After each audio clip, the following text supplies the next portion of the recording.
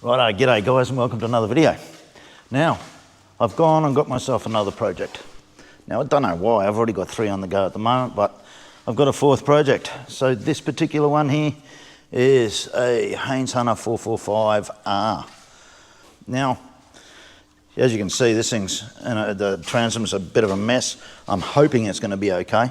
You can see that the top rail is still there, so I've still got the shape of the boat is still going to be okay. That's going to be, I'm confident that's going to be all right. It's not going to turn into a banana. There's not going to be any hull issues there. Somebody else has gone along and done all the hard work for me. So they've cut out the floor, the stringers, and basically got it ready to do a rebuild. And I don't know what the story is. They just never got around to it, or saw it as taking too long, or too expensive, whatever. The intent for me is everything that's going to go back in there. I'm not going to put any timber back in there. The transom's going to be a full thermalite transom. The stringers, bulkheads and anything that's going inside the boat is essentially going to be all composite materials. So whether that's thermalite or whether it's a high density foam application, I haven't really made up my mind there, but I will get into that soon. But here's the thing. I would really like to try and get some feedback from you guys if you've done a project like this before, or you've got a boat that you've done a hull extension to, a smaller boat, and I'm trying to work out whether or not I'm going to do the full hull extension.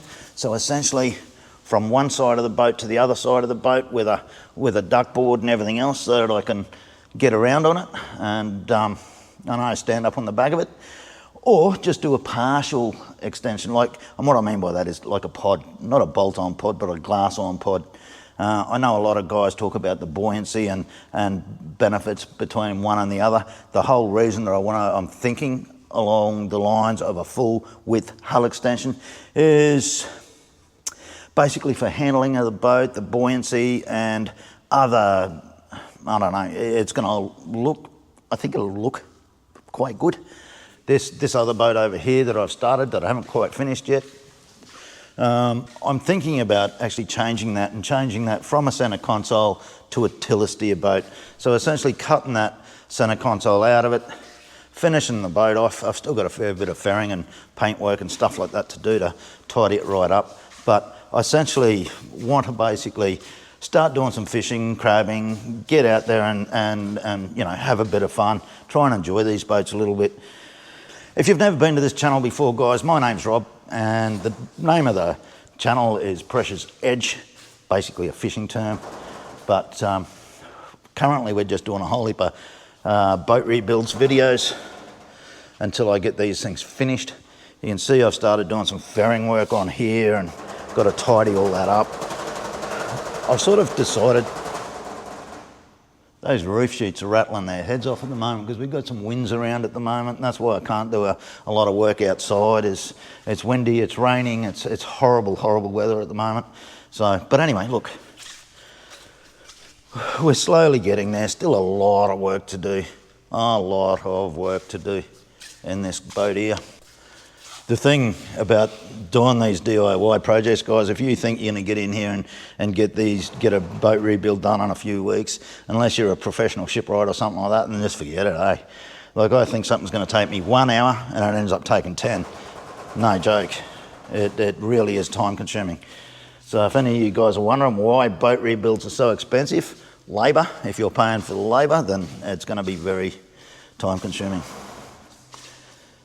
So there's the 445, and this is going to turn out, hopefully this is going to turn out to be a weapon of a boat. Because I'm going to do an extension, we're basically going to extend this from 4.45 metres, 445, and we're going to go to about a 4.9 metre boat. The reason for that is more about the rules and regulations here in Queensland with regards to wearing life jackets.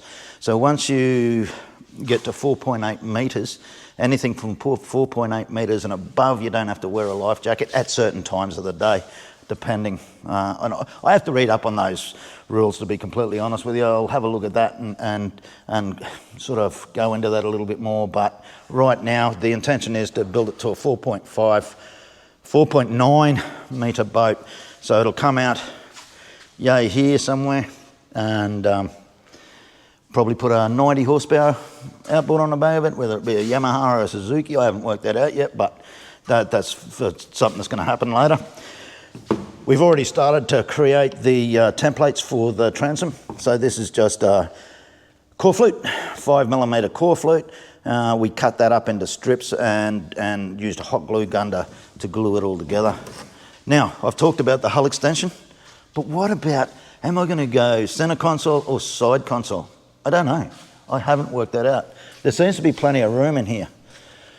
So when we get the floors in and everything else, I'll probably make the decision then. But I don't know whether on that particular boat I'm going to go to a center console, similar to how I sort of had this one set up, or whether I'm going to go to a side console, put it on the side. I'm thinking center console because I'm thinking when I'm out on the reefs or if I'm going offshore and everything else, I just like the feeling of a center console. You can stand up and steer, especially if you're going out in some, well, you shouldn't be going out in crap weather, but coming home in crap weather, let's say that. Coming home in crap weather, it's great to be able to stand up and have that sort of visual sight and the controls that you've got. You've got better body control, you can move around with it and all that kind of stuff. And I know some guys absolutely love the tiller steers these days, and there's good reason for that too. We all have our personal preferences, and in my opinion, there's nothing wrong with any of them. All right, guys, just a quick update. There we go. Please, if you really like this DIY type work or these DIY type videos, please like and subscribe, and we will catch you on the next one.